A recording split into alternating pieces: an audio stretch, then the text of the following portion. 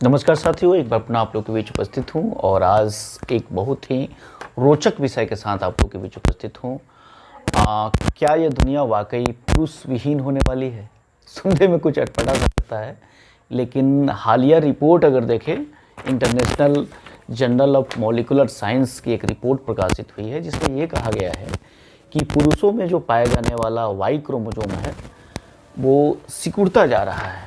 धीरे धीरे उसकी मात्रा और जो उसका आकार है वो कम होता जा रहा है और ऐसा अनुमान लगाया गया है कि लगभग 11 मिलियन वर्ष के बाद, मतलब 1 करोड़ वर्ष के बाद वाई क्रोमोसोम पूरी तरह से समाप्त हो जाएगा।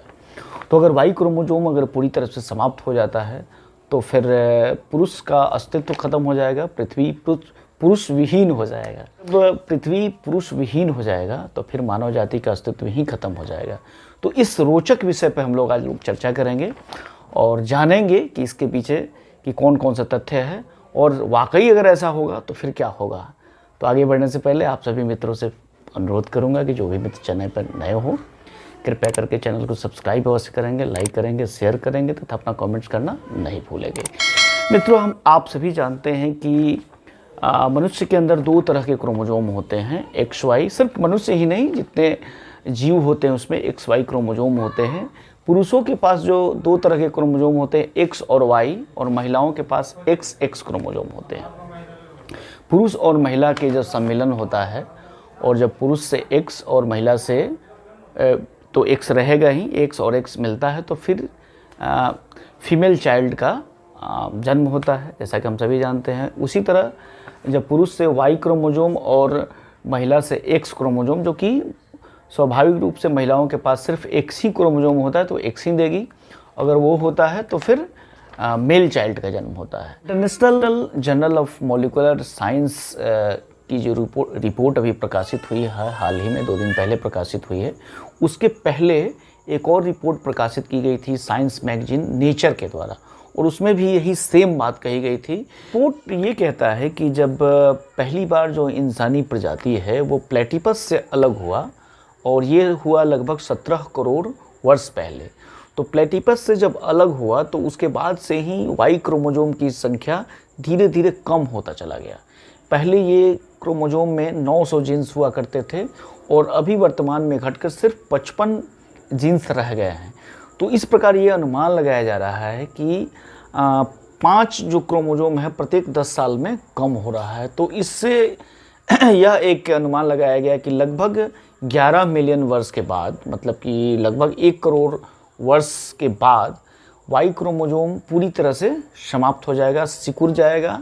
तो ऐसा जाएगा, अगर वाई क्रोमोसोम पूरी तरह से समाप्त हो जाता है तो फिर जो पुरुष जाति है इसका अस्तित्व समाप्त हो जाएगा। इस संबंध में एक और रिसर्च हुआ है जापान में। जापान के जो होकाइडो यूनिवर्सिटी के बायोलॉजिस्ट हैं असितो कुरुइवा, उनके नेतृत्व में एक रिसर्च किया गया और वहाँ के एक चूहा की प्रजाति है उस पर रिसर्च किया गया।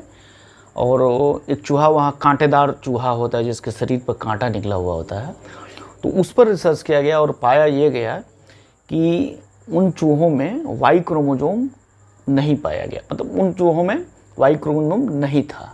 वहीं उन चूहों के जो फीमेल वर्जन थी उस पर जब रिसर्च किया गया तो उसमें पाया गया कि इसमें एक्स एक्स क्रोमोसोम है, लेकिन पुरुष वाले जो वर्जन है उसमें वाई क्रोमोसोम नहीं था, लेकिन फिर भी वो जीवित थे, उनका संतति आगे चल रहा था। इस पर जब रिसर्च किया गया तो ये पाया गया कि वाई क्रोमोसोम हस्तांतरित करके एक नए क्रोमोसोम के रूप ले लिया है। अब ये नए क्रोमोसोम जो है वो वाई क्रोमोसोम की तरह ही था, लेकिन उससे थोड़ा सा अलग था। अब यहाँ पे एक बात ये करनी है कि चूँकि वाई क्रोमोसोम सिर्फ लिंग को निर्धारित नहीं करता है, बल्कि पुरुषीय जो कई हार्मोन्स होते हैं उसको भी वो प्रभावित करता है। तो इस प्रकार से चूहों में जो प्रयोग किया गया उससे यह साबित होता है कि वाई क्रोमोसोम की अनुपस्थिति में भी जो मेल वर्जन है, जो पुरुष है, उसका अस्तित्व बचा रह सकता है। लेकिन चूंकि अब मानव जो है वो एक बुद्धि वाला जीव है, एक चेतना वाला जीव है, तो इसका जो शारीरिक और मानसिक स्तर है वो चूहों से बिल्कुल अलग है। तो अगर मानव में अगर वाई क्रोमोसोम की जगह पर एक नया क्रोमोसोम आता है तो उसकी बनावट कैसी होगी। चूँकि अभी जो मानव की बनावट है वो XY से बना है, मानव में जो पुरुष की बनावट है वो XY से बना है और महिलाओं की जो बनावट है वो XX से बना है। अब चूँकि एक ही क्रोमोसोम बनने के कारण महिलाएं अधिक संतुलित होती हैं, दूसरी तरफ X और Y दो अलग अलग क्रोमोसोम के कारण पुरुष असंतुलित अवस्था में होता है। मनोवैज्ञानिक ये कहते हैं कि इस असंतुलन की अवस्था में ही मनुष्य ने काफ़ी बड़ी बड़ी चीज़ों को किया है। निगेटिव चीज़ देखें तो बड़ी बड़ी लड़ाइयाँ लड़ी हैं, कई सारे लोगों को मारा भी है, क्रोध, प्रतिशोध, एंगर्स उनमें देखा जाता है। दूसरी तरफ अगर पॉजिटिव देखा जाए तो इसी असंतुलन की अवस्था में बड़े बड़े से आविष्कार हुए हैं, बड़े बड़े से ग्रंथ लिखे गए हैं। मानव एवरेस्ट पे चढ़ा, मानव चांद पे गया। तो यह असंतुलन की स्थिति मानव को एक तरह से मानसिक रूप से बेचैनी प्रदान करता है और इस बेचैनी में कई तरह से सृजनात्मक कार्य होते हैं। अब सवाल ये उठता है कि जो नया मानव बनेगा, जो इस वाई क्रोमोसोम के समाप्त होने के बाद एक नया क्रोमोसोम उसके जगह पे आएगा, रिवोल्यूशन होगा तो आना ही है, तो आएगा तो क्या वो नया मनुष्य कैसा होगा। अगर वो नए मनुष्य के भीतर वाई क्रोमोसोम जो है वो एक्स क्रोमोसोम के सिमिलर अगर है, या पुरुषों को भी महिलाओं की तरह मूछ दाढ़ी नहीं आएगा, उनका कद काठी कैसा होगा, उनका व्यवहार कैसा होगा, सामवेगिक उनका व्यवहार कैसा होगा। बहुत सारी ऐसी चीज़ें हैं जो अभी हमें इस सवाल को तलाशना है और भविष्य में क्या होगा इसका सटीक विश्लेषण तो हम और आप बहुत नहीं कर सकते हैं, लेकिन इतना ज़रूर कहा जा सकता है कि ह्यूमन रिवोल्यूशन का जो क्रम चलता आया है उससे यह कहा जा सकता है कि वाई क्रोमोसोम के समाप्त हो जाने के बाद भी उसके जगह पर दूसरा एक क्रोमोसोम उसका स्थान लेगा और पुरुष का अस्तित्व बचा रहेगा। इसलिए घबराने की ज़रूरत नहीं है, पृथ्वी पुरुष विहीन इतना जल्दी नहीं होने वाला है।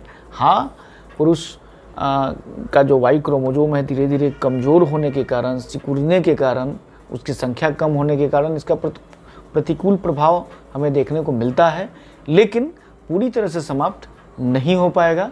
यही आशा और विश्वास के साथ आपसे मैं विदा लेता हूँ। इस तरह के कंटेंट के लिए चैनल पर अवश्य बने रहें, अपने मित्रों के पास शेयर करें। अगर ये वीडियो आपको अच्छा लगा हो, बहुत बहुत धन्यवाद।